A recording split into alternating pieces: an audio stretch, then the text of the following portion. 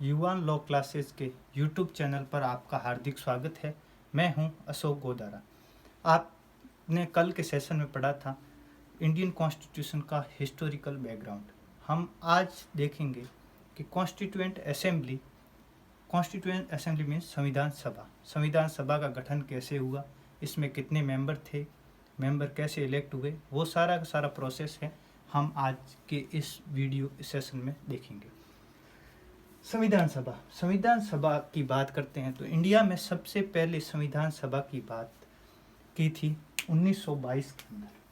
1922 में सबसे पहले महात्मा गांधी, हमारे राष्ट्रपिता महात्मा गांधी ने ये कहा था कि भारतीयों के लिए एक संविधान सभा होनी चाहिए, लेकिन इस बात को उस समय अंग्रेजों ने नहीं माना।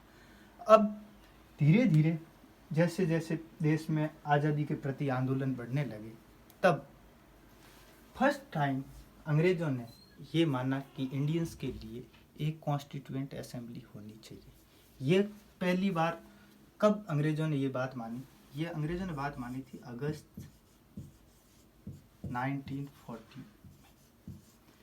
अगस्त 1940 के अंदर एक अगस्त प्रस्ताव आया था। उसके अंदर अंग्रेज़ों ने ये बात मानी कि भारतीयों के लिए एक कॉन्स्टिट्यूएंट असेंबली होनी चाहिए, but Indians have rejected this proposal.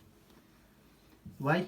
What is the reason behind this proposal that's Indian have rejected? इसके पीछे मेनली ये रीज़न थे कि इसमें अंग्रेज़ों ने कहा था कि इसमें जो मेंबर होंगे, generally in a constituent assembly members are Indians, but all member are not Indian. इस वजह से इस प्रस्ताव को भारतीयों ने रिजेक्ट कर दिया। After that second time in 1942 second time एक प्रस्ताव आया, उसको हम कहते हैं क्रिप्स मिशन। क्रिप्स मिशन आया जिसके हेड थे सर स्टीफर्ड क्रिप्स। इस प्रस्ताव में ये कहा गया था और अंग्रेज़ों ने फर्स्ट टाइम स्वीकार भी किया कि भारतीयों के लिए एक संविधान सभा होनी चाहिए और संविधान सभा का गठन किया जाना चाहिए, लेकिन इस प्रस्ताव को भी भारतीयों ने नहीं माना और इसको रिजेक्ट कर दिया। इसके पीछे रीजन क्या थे, क्यों इसको रिजेक्ट किया गया? क्रिप्स प्रस्ताव को इसलिए रिजेक्ट कर दिया गया कि इसमें कहा गया था कि after the end of second world war एक संविधान सभा का गठन किया जाएगा, और हमने कहा था कि आफ्टर सेकेंड वर्ल्ड वॉर के बाद क्यों, अभी क्यों नहीं? इसी चीज़ को लेकर भारतीयों में और ब्रिटिश में मतभेद हुए और इस प्रस्ताव को भी रिजेक्ट कर दिया गया। इसके बाद आफ्टर दैट थर्ड प्रपोजल आया। वो कौन सा था कि वो आया कैबिनेट मिशन। कैबिनेट मिशन, इसका नाम कैबिनेट मिशन क्यों पड़ा? क्योंकि इंग्लैंड के 3 कैबिनेट मंत्री भारत के अंदर आए और इसीलिए इस मिशन को कहते हैं कैबिनेट मिशन। इसके अंदर ये 3 जो मिनिस्टर थे वो कौन कौन थे? इसमें इस कमेटी के जो अध्यक्ष थे वो थे सर पैथिक लॉरेंस, जो इस कैबिनेट मिशन के प्रेसिडेंट थे या चेयरमैन थे, वो थे सर पैथिक लॉरेंस। और दूसरे थे सर स्टीफर्ड क्रिप्स, जो क्रिप्स मिशन में थे वही को सर स्टीफर्ड क्रिप्स। और थर्ड थे एवी अलेक्जेंडर। ये 3 मेंबरों की जो कमेटी थी वो भारत के अंतर्गत आई और इसको कैबिनेट मिशन के नाम से जाना गया। इन्होंने भारत में कॉन्स्टिट्यूएंट असेंबली की स्थापना की। अब इन्होंने जो कॉन्स्टिट्यूएंट असेंबली की बात कही है, उसमें कौन कौन मेंबर होंगे, वो मेंबर कैसे चुने जाएंगे, वो आगे देखते हैं अपन। इस जो कैबिनेट मिशन ने जो प्रस्ताव दिया उसके अंदर ये बताया गया कि 389 मेंबर होंगे। टोटल कॉन्स्टिट्यूएंट असेंबली संविधान सभा के अंदर कितने मेंबर होंगे? 389। अब ये मेंबर कैसे चुने जाएंगे या नॉमिनेट होंगे, तो इसका भी इन्होंने एक तरीका दिया था। इसमें 296 मेंबर हैं जो इलेक्टेड होंगे और 73 मेंबर है जो नॉमिनेटेड होंगे।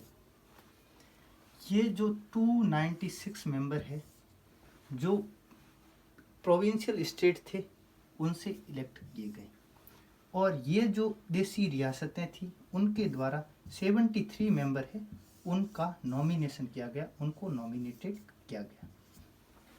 ये तो हो गई संविधान सभा का गठन, इन मेंबरों के द्वारा संविधान सभा बनाई गई। अब बात आती है कि संविधान सभा की प्रथम बैठक कब हुई। संविधान सभा की प्रथम बैठक हुई थी जो 9 दिसंबर 1946 में इसकी प्रथम बैठक हुई थी। इस बैठक की अध्यक्षता की थी डॉक्टर SD सिन्हा, सच्चिदानंद सिन्हा ने इस बैठक की अध्यक्षता की। और इस बैठक की अध्यक्षता डॉक्टर सच्चिदानंद सिन्हा ने क्यों की? क्योंकि इस जो 389 मेंबर थे इसमें सबसे सीनियर मोस्ट मेंबर वो थे जो डॉक्टर सच्चिदानंद सिन्हा थे, इसीलिए इनको इस बैठक का अध्यक्ष बनाया गया। और फर्स्ट इस कमेटी के जो कॉन्स्टिट्यूएंट असेंबली थी इसका टेम्परेरी प्रेसिडेंट भी, आंशिक प्रेसिडेंट या टेम्परेरी प्रेसिडेंट भी इनको कहा जाता है। इसकी अगली बैठक होती है 11 दिसंबर 1946। 11 दिसंबर 1946 को कॉन्स्टिट्यूएंट असेंबली की सेकंड बैठक होती है, और इस बैठक में परमानेंट अध्यक्ष को इलेक्ट किया जाता है। और कॉन्स्टिट्यूएंट असेंबली का परमानेंट अध्यक्ष डॉक्टर राजेंद्र प्रसाद को इस कॉन्स्टिट्यूएंट असेंबली संविधान सभा का परमानेंट अध्यक्ष बना दिया जाता है, प्रेसिडेंट बना दिया जाता है। अब बात आती है ड्राफ्टिंग कमेटी की। ये तो कॉन्स्टिट्यूएंट असेंबली बन गई। अब कॉन्स्टिट्यूएंट असेंबली में अलग अलग कमेटियां बनी, और हमारे लिए जो मोस्ट इम्पोर्टेंट कमेटी है उसकी बात करते हैं, वो है ड्राफ्टिंग कमेटी।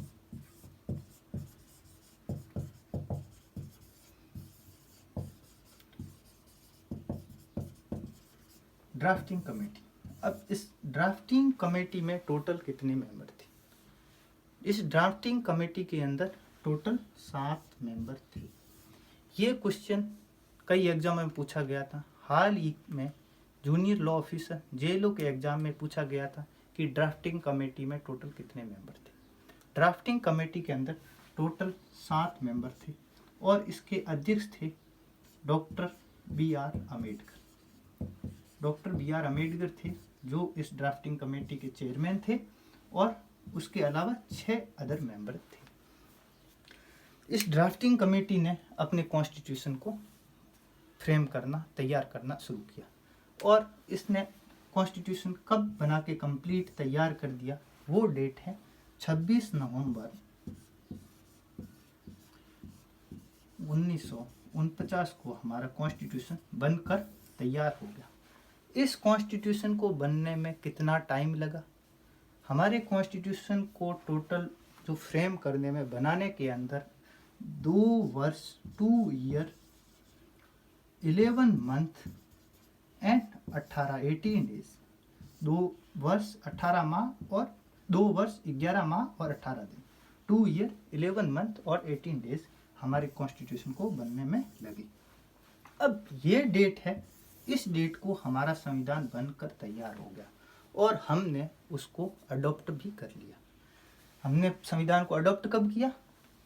अडॉप्ट किया था 26 नवंबर 1949 को, लेकिन हमारा संविधान इस दिन लागू नहीं हुआ था, पूर्ण रूप से लागू नहीं हुआ था, केवल आंशिक रूप से कुछ आर्टिकल है, जो टोटल 16 आर्टिकल है जो हमारे संविधान के इस डेट को लागू हो गए।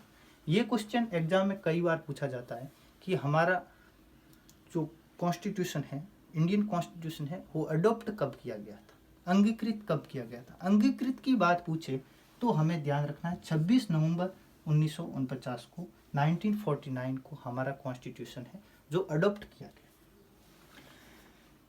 इस दिन, अब आज की प्रेजेंट टाइम में इस दिन हम विधि दिवस, लॉ दिवस के नाम से इस डेट को मनाते हैं।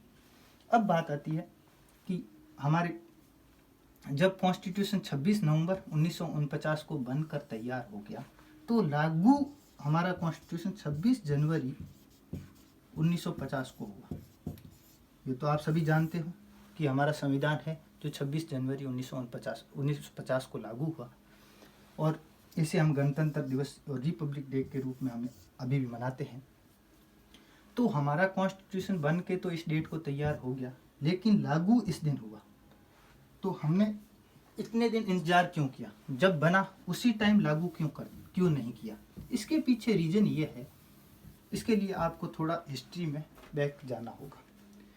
1930, इससे पहले एक कांग्रेस का लाहौर सेशन हुआ था दिसंबर 1929।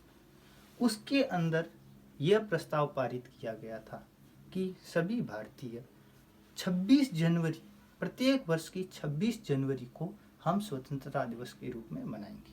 लेकिन हमें आज़ादी थी जो 15 अगस्त को मिल गई।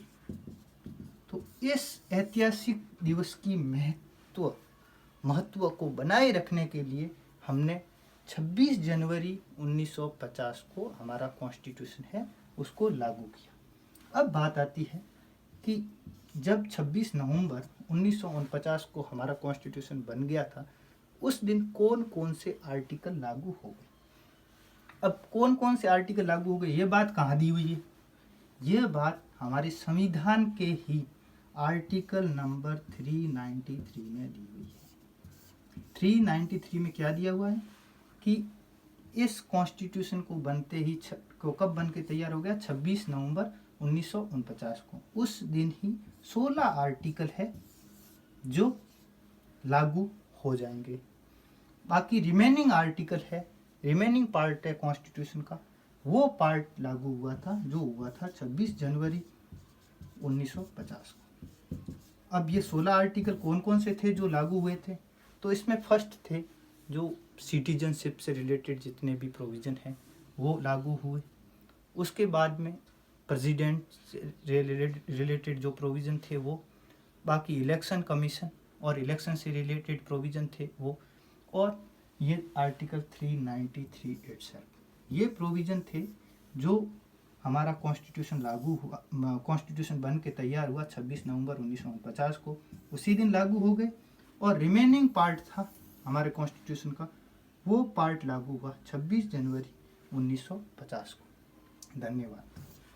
इसी तरह वीडियो देखने के लिए हमारे यूट्यूब चैनल पर बने रहिए और सब्सक्राइब और लाइक का बटन जरूर दबाएं। धन्यवाद।